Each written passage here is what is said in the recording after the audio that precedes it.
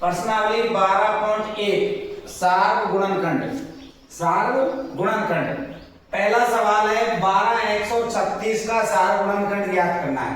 तो देखो ये तो 12 और इसके और x, 36 को हम क्या लिख सकते हैं 3 और 12, कितना लिख सकते हैं 12 गुणा 3 करेंगे 12 36, तो इसमें 12 और 12, तो इसका सार्व गुणनखंड क्या आ जाएगा, सार्व गुणनखंड ये आएगा आपका 12। सार्व गुणनखंड से मतलब है दोनों में मिलना चाहिए, तो इसमें 12 और 12 दोनों में जो मिल रहा है वही इसका सार्व गुणनखंड है। जैसे अगला सवाल और है इसका 2y और 22xy। अब देखो ये इसका मतलब तो क्या है 2 गुणा y, और इसका मतलब अपन क्या लिख सकते हैं 22 को 2 गुणा 11 गुणा x गुणा y। अब इनमें दोनों में क्या क्या चीज मिल रही है, एक तो देखो 2 मिल रहा है दोनों में, तो एक तो सार्व गुणनखंड इसका क्या आ जाएगा 2 y, और इसमें भी क्या है y, तो इसका सार्व गुणनखंड क्या आएगा फिर आपका 2y। पहले वाले में देखो इसमें 12 मिल रहा था, x y कुछ भी नहीं था, तो केवल इसका सार्व गुणनखंड क्या है इसमें 12। इसमें ये 2y और 22xy है, तो 22 को लिख दिया मैंने 2 गुणा 11 x का x और y का y, तो 2 और 2 इन दोनों में कॉमन आ रहा है तो 2 लिख दिया, y इसमें भी और y इसमें भी तो y लिख दिया, 11 और x इसमें है लेकिन इसमें नहीं है, जो दोनों तरफ मिल रहा है वही इसका सार्व गुणनखंड है। जैसे अगला सवाल है इसका तीसरा सवाल है 14pq और 28p स्क्वायर और q स्क्वायर।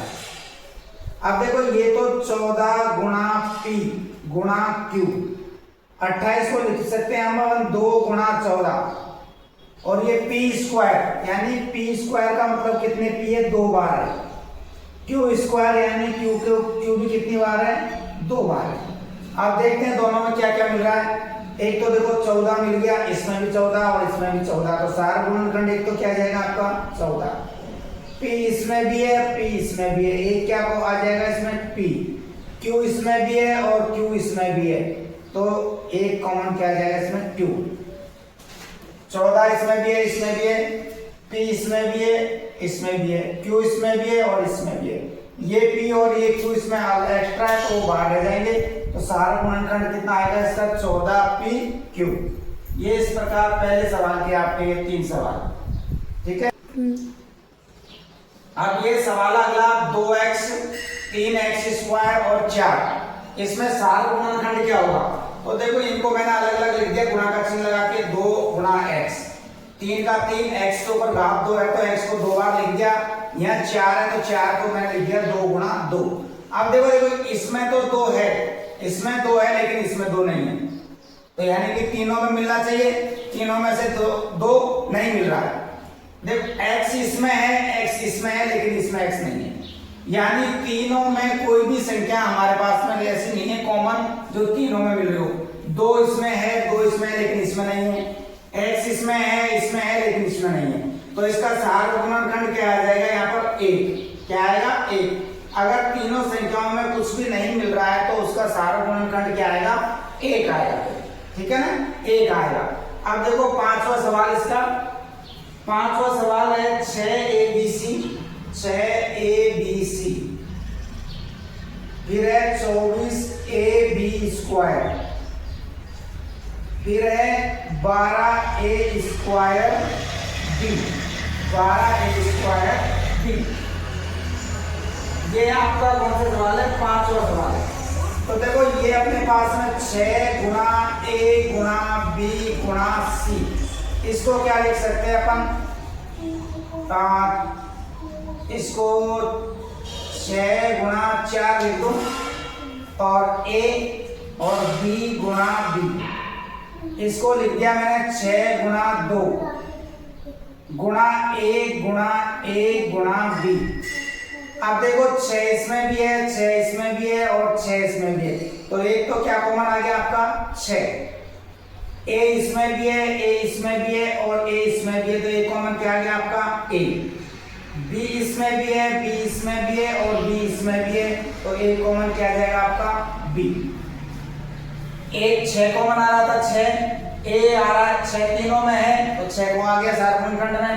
ए इसमें भी है, इसमें भी है, इसमें भी, तो ये क्या आ जाएगा ए। बी आ जाएगा, बी इसमें भी है, सब में भी है, तीनों में भी है, तो ये क्या कॉमन आ जाएगा बी आ जाएगा। तो इसका उत्तर क्या आएगा आपका 6ab। इसका जो सारा गुणनखंड आएगा वो आएगा 6ab। अगला सवाल देखो, इसका छठा सवाल है 16x की घात 3 माइनस 4x स्क्वायर और 32x। इसमें से हमको इसका सारा गुणनखंड ज्ञात करना है। तो सबसे छोटी संख्या 4 है, तो इसको भी 4 के टुकड़ों में तोड़ देते हैं, इसको भी 4 के टुकड़ों में विभाजित कर लेते हैं। तो 16 को हम क्या लिख सकते हैं 4 गुणा 4, x की घात 3 का मतलब है x 3 बार है, यानी x गुणा x गुणा x। फिर इसी प्रकार ये यहाँ पर इसको क्या लिख सकते हैं हम 4 माइनस 4 गुणा x गुणा x, और 32 को लिख सकते हैं 4 गुणा 8 गुणा x। तो इसमें 4 कॉमन है, इसमें भी 4 है और इसमें भी 4 है, तो एक तो सारा गुणनखंड में क्या जाएगा 4। x इसमें भी है, x इसमें भी है और x इसमें भी है, तो ये क्या जाएगा इसका सारा गुणनखंड x इसमें 2 बार और है, इसमें है, लेकिन इसमें x एक ही बार है, इसमें x एक ही बार है, तो यहाँ पर जो गुणनखंड सारा गुणनखंड में आएगा वो एक ही बार आएगा, इसमें x एक ही बार आएगा। इस प्रकार से ये छठा सवाल हो गया आपका पहले का। अगला सवाल है 10pq 20qr और 30rp। तो इसको हम लिख सकते हैं 10 गुणा p गुणा r q, और इसको लिख सकते हैं हम 2 गुणा 10 गुणा q गुणा r। इसको लिख सकते हैं अपन 3 गुणा 10 गुणा r गुणा p। तो इसमें भी 10 है, इसमें भी 10 है और इसमें भी 10 है, तो एक तो क्या आ जाएगा आपका 10। p इसमें है लेकिन इसमें p नहीं है, q इसमें है लेकिन इसमें q नहीं है, r इसमें है लेकिन इसमें r नहीं है, तो इसमें केवल क्या कॉमन आ रहा है इनका 10। क्या कॉमन आया 10, तो इसका उत्तर कितना आएगा 10 ही उत्तर आएगा इसका। अब इसका एक सवाल और बचा है, 8वां सवाल है 3x स्क्वायर वाई स्क्वायर और 10x की घात 3 वाई की घात 2 और 6x स्क्वायर वाई स्क्वायर और z। 6x स्क्वायर, ये y की घात 3 है, यहाँ y की घात 3 है। अब देखो इसमें 3 का तो 3, x की घात 2 का मतलब है x को 2 बार लिख दिया, y की घात 3 का मतलब है y को हमने 3 बार लिख लिया, ठीक है। इसी प्रकार इसको लिख सकते हैं हम 10 को लिख सकते हैं 2 गुणा 5, x की घात 3 है तो x को 3 बार लिख दो, y की घात 2 है तो y को 2 बार लिख दिया।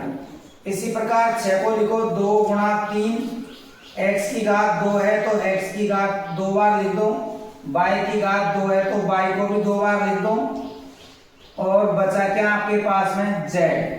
अब देखो इसमें संख्यात्मक मान तो कोई भी कॉमन नहीं आ रहा है, 3 इसमें है लेकिन इसमें 3 नहीं है, 2 इसमें है 2 इसमें है लेकिन इसमें 2 नहीं है, तो संख्यात्मक मान तो कोई भी कॉमन नहीं आया।